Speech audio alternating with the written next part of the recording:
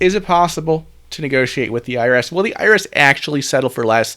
The answer in many cases is surprisingly yes. Okay? But unlike most negotiations that you've probably done in your life, negotiating with the IRS is a completely different beast. Okay? Unlike when you negotiate with a car salesman at the car dealership, unlike when you negotiate with vendors at the local flea market or swap meet, negotiating with the IRS requires a formalized process involving particular procedures and forms. And if you don't get these procedures and forms right, the IRS is not going to talk to you. And they will not agree to anything, at least not anything you want. Now, once you go through these procedures and these forms and these hoops the IRS makes you jump through, there is more human-to-human interaction, human-to-human negotiation, let's make a deal type stuff, but there is a very formalized process you have to go through beforehand. So in this video, I'm going to tell you what the IRS's negotiating playbook is. They lay it all out there. It's all out there for public consumption. Okay, for those who would choose to consume it and understand it and use it against the very IRS themselves. Number two, I'm gonna explain, why does the IRS negotiate? Why would the IRS, the nation's most powerful collection agency that can drain your bank account, garnish your wages, take your house, right? Why on earth would it choose to negotiate? Then I'm going to talk about what can you negotiate with the IRS. Is everything on the table? Let's talk about what you can negotiate with the IRS. And then finally, at the end of the video, I'm going to talk about how you can negotiate with the IRS. Okay? But first, let's talk about the IRS's negotiation playbook. And that's one thing that's really cool about negotiating with the IRS, is that they, in negotiating with you, have to follow their own playbook. Okay? And their playbook is available online to the general public for free. What am I talking about? I'm talking about the Internal Revenue Manual. And the Internal Revenue Manual is available for you to read and consume and study at irs.gov/IRM. And of particular interest to those watching this video, I'm sure, is Part 5 of the IRM, which has to do with the IRS's collecting process, the process for how they collect taxes from taxpayers, and that includes negotiating settlements with taxpayers. For example, Section 5.8 of the Internal Revenue Manual is all about the offer in compromise, which is an agreement with the IRS to settle your tax debt for less than you owe. You want to know about penalty abatement, okay, how the IRS assesses penalties and grants penalty relief. Look at Part 20 of the Internal Revenue Manual. Now, this is not light reading, mind you. I mean, just this one part. I mean, look at this. It's deep and it's dense, and it's why it's why people like CPAs and tax attorneys are the ones who typically spend their lives, spend their careers understanding this IRM and how to use it against the IRS. Okay, but the IRS's playbook, right, for its own employees, right? The IRM is the IRS's direction to its own employees about how it's supposed to conduct its processes pertaining to collections and tax negotiations. But it's all available for you online. And the more familiar you are with the Internal Revenue Manual, the IRS's playbook when it comes to collecting taxes, the more successful you'll be at IRS negotiations. Okay, that is the truth, plain and simple. But the flip side to that is that if you are not familiar with the Internal Revenue Manual, you will be absolutely bulldozed by IRS collections personnel, and especially revenue officers, if you have a revenue officer assigned to your collections case. And really, in my content, and including this video, all I'm really doing oftentimes is taking the Internal Revenue Manual and putting it in easy to understand English, okay, and communicating it to you, my viewers, and peppering in my own experience from having represented thousands of taxpayers in my career. Okay, so that's a lot of what my YouTube channel is. Just explain the Internal Revenue Manual. I may not always say it, right? Oh, well, today I'm going to be explaining, this part of the Internal Revenue Manual. I mean, sometimes I do show you on screen, but really that's what a lot of my content is, just explaining the stuff so you have the knowledge you need to negotiate with the IRS and to maybe even reach a settlement with them. All right, now let's talk about why does the IRS negotiate. Like I said, IRS, nation's most powerful collection agency, okay? if you don't appreciate that, you should. Unlike other creditors, okay, the IRS does not have to go to court and get a judgment against you to start taking your stuff, to levy your bank account, okay, to garnish your wages, right? Yes, they have to go through a legal process. They have to give you sufficient notice of certain things, but they don't have to go through the courts to start taking your stuff, okay? You don't even need to file a tax return for the IRS to start taking your stuff. If you fail to file a tax return, they can file a tax return for you called a substitute for return. 2 days ago, I published a video on this. Check it out. Link at the top of the screen and in the description below. The IRS SFR process. They can say what you think you owe, right, by preparing their own tax return for you and then assessing the tax and collecting from you that tax based on that SFR assessment. Okay, like I said, the IRS can garnish your wages. They can drain your bank account. Unlike most other creditors, they can even levy your Social Security benefits. I made a video about that. Link at the top of the screen and in the description below. The Internal Revenue Service is a mighty force to be reckoned with when it comes to getting what it believes it is owed. Okay, and not only that, but the IRS has criminal law on its side too. Up to this point, I just talked about the IRS's civil collection powers. Its power to take, your stuff, but not to take your liberty necessarily and your freedom. But the IRS has the power to take that as well, because the IRS has criminal law on its side too. Internal Revenue Code Section 7203 basically says that if you don't file your taxes or pay your taxes willfully, or if you willfully fail to file a tax return, right, then you can be charged with a crime, okay, that can be punished by prison time, okay, and fines. So why on earth, and I'll show that to you right down here, right, you can go to jail for these tax crimes, and you can be fined for these tax crimes. Okay, so why on earth would the IRS, which has all this power behind it, okay, why would it choose to negotiate with taxpayers? Okay, why on earth would an organization that could simply send a notice to a taxpayer's human resource, to their employer, saying, hey, don't pay us, don't pay your employee, well, leave them this much, give us the rest. Why would an organization that could show up to your door with armed officials from IRS Criminal Investigation Division, knocking down your door, putting you in jail, why would it negotiate with taxpayers? Okay. Well, here's why. Like everything else the IRS does, the IRS allows taxpayers to negotiate with it because doing so is in the IRS's own best interest. Okay. Now, don't get me wrong. The IRS is not a charitable organization. Okay, so don't approach the IRS negotiations as some groveling thing. The IRS does not reach settlements with taxpayers out of the goodness of its heart for the most part. Now, there are things called effective tax administration offers and compromise, which might kind of be like that, but those are far and few between. The reality is that from the IRS's perspective, negotiating with a taxpayer has to be a win-win, and it still has to be in the best interest of the government. Okay, now it's obviously a win for taxpayers who owe the IRS in that they can get more time to pay what they owe, or they can pay less than they owe. But you also need to understand this: negotiating with the IRS, the IRS allowing negotiations about tax debt with themselves, is to the IRS's benefit for 3 reasons. Okay, reason number 1: better publicity. Could you imagine what would happen in the United States if everybody who got behind on their taxes started losing their homes, their bank accounts, their wages, right, from their job?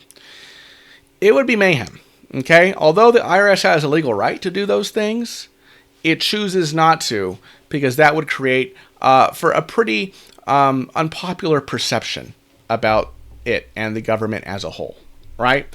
That probably wouldn't go over very well, okay? And if that were to happen, right, we would very likely probably see a lot of revolt and possibly revolution if the IRS used its extensive powers to the fullest extent against every taxpayer who's gotten behind on their taxes, right?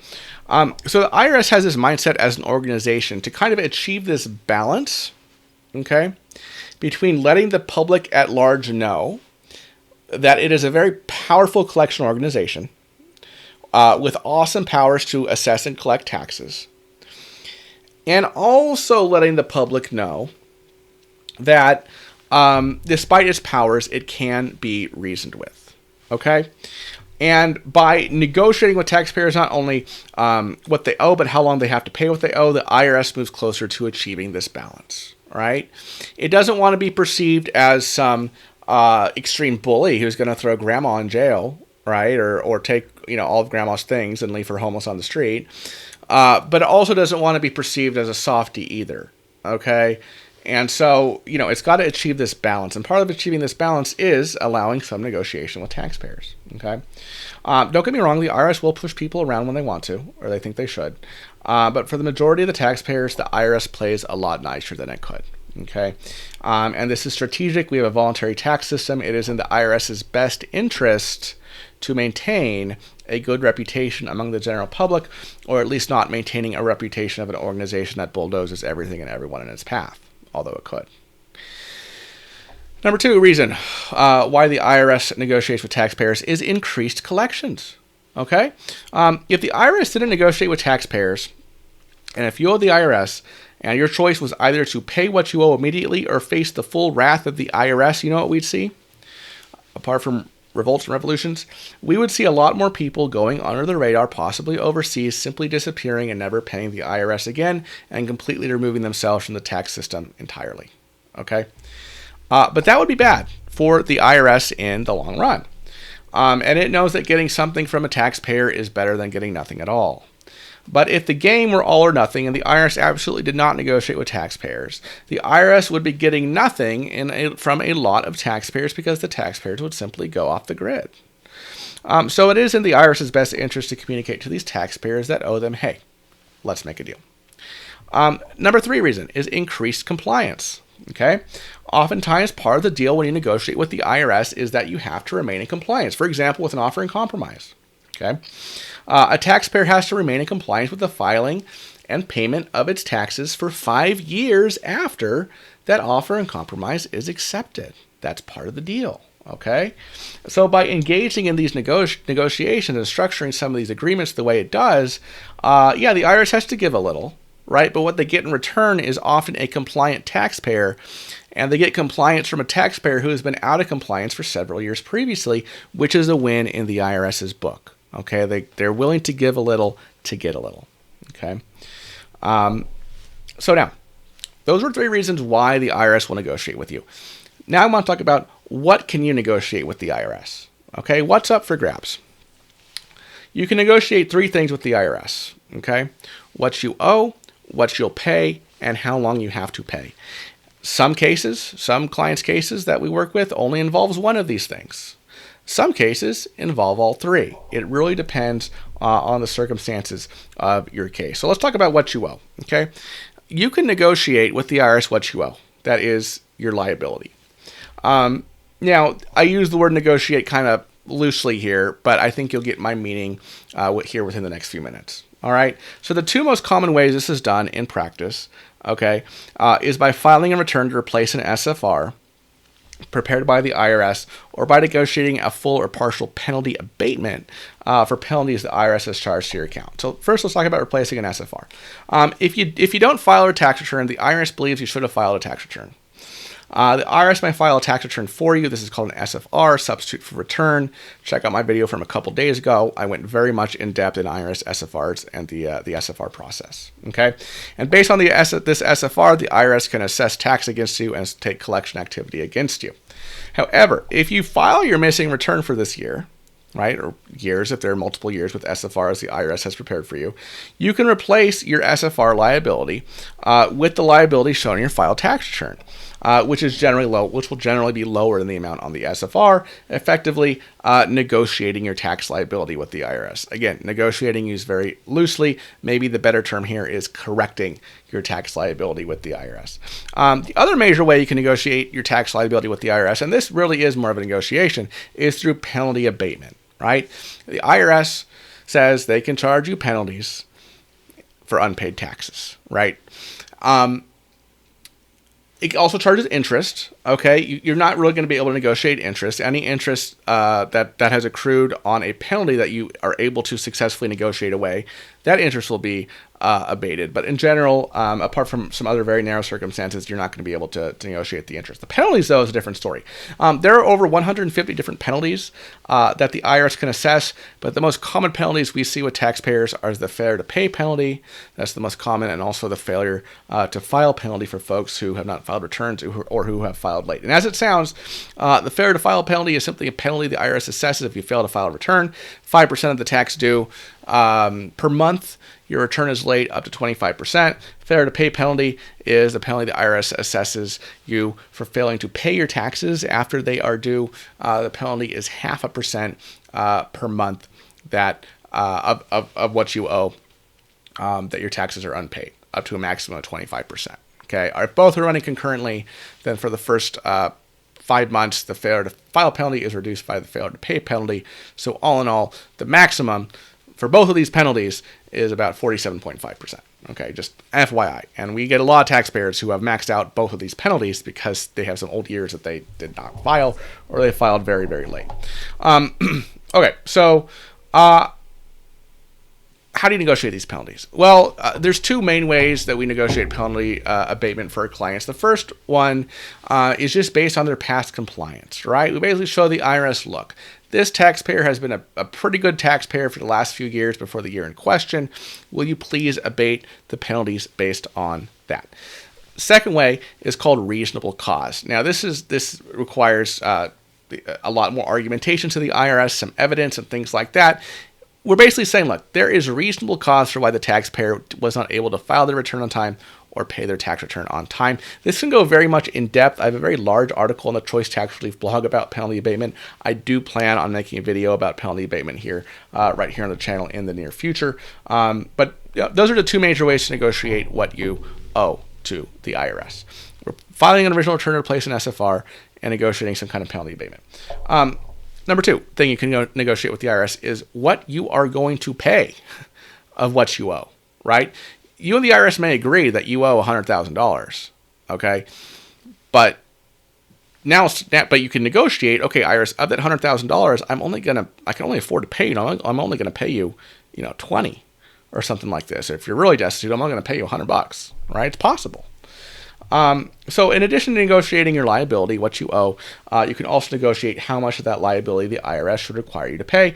This is known as negotiating your collectability, and this is where the tax relief options that I talk about a lot here on the channel really kick in.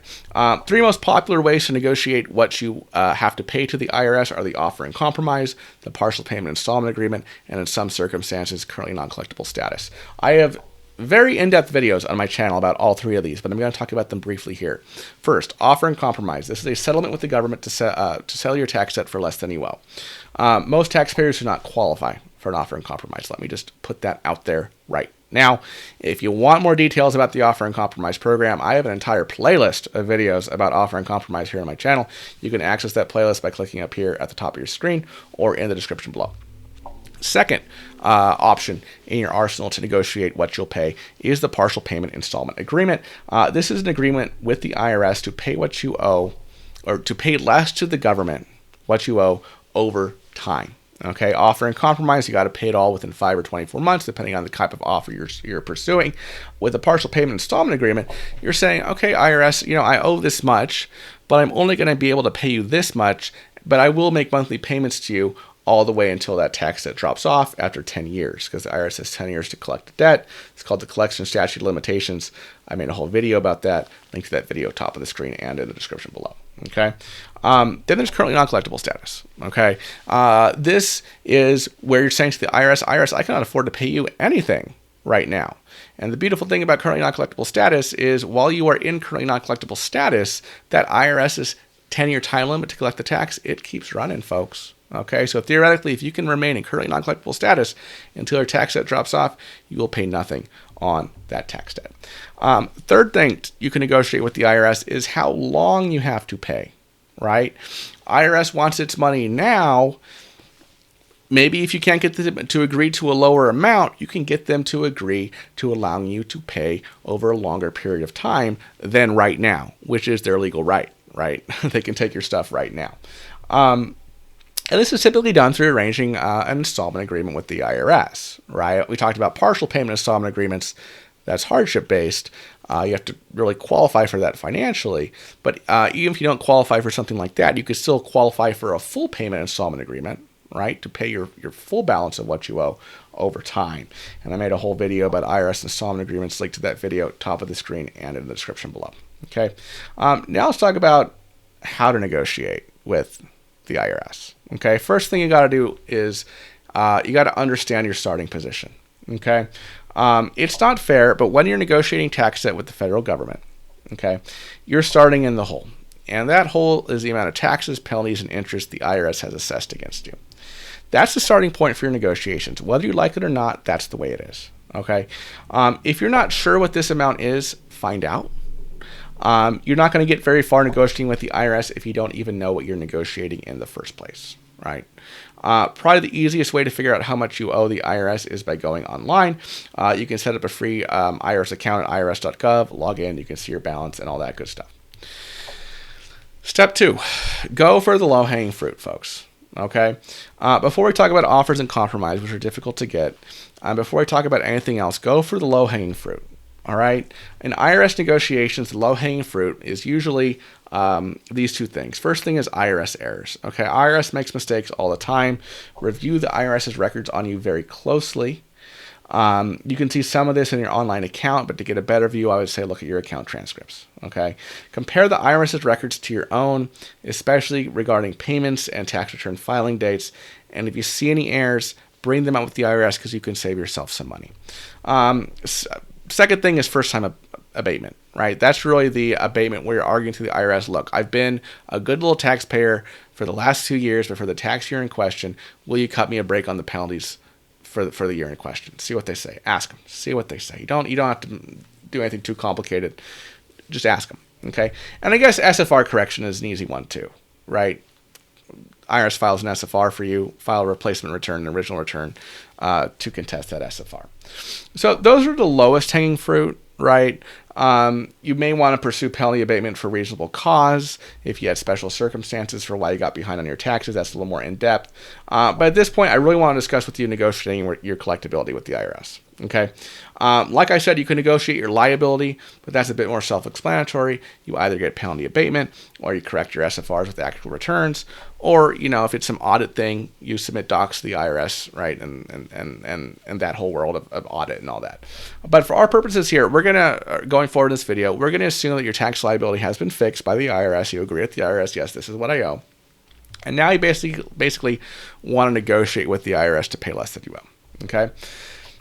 First step here, and I guess this is the third step overall, is know your numbers. Okay. At this stage, IRS negotiation or at least at this step, IRS negotiation is all about your numbers. Okay. If you owe the IRS $10,000 and you have millions of dollars in accessible liquid assets and you earn a good income and you're really doing real swell financially, the IRS isn't going to negotiate with you on that $10,000 of tax debt. Okay. You're going to have to pay it all. Don't listen to anyone who says otherwise. But on the other hand, if you owe the IRS millions of dollars and you have $10,000 to your name and you make minimum wage, and you're probably going to make minimum wage for the rest of your working life, you're in a very good position to negotiate with a settlement with the IRS for a lot less than you owe. Okay.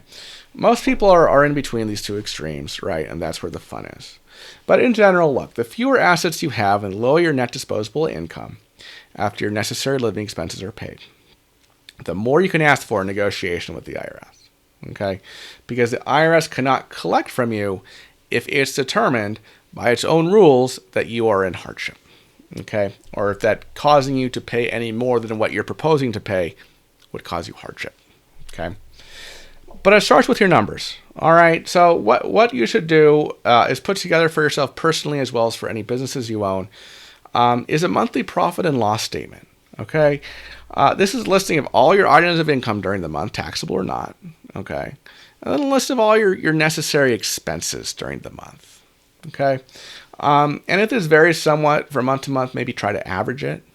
see where you shake out.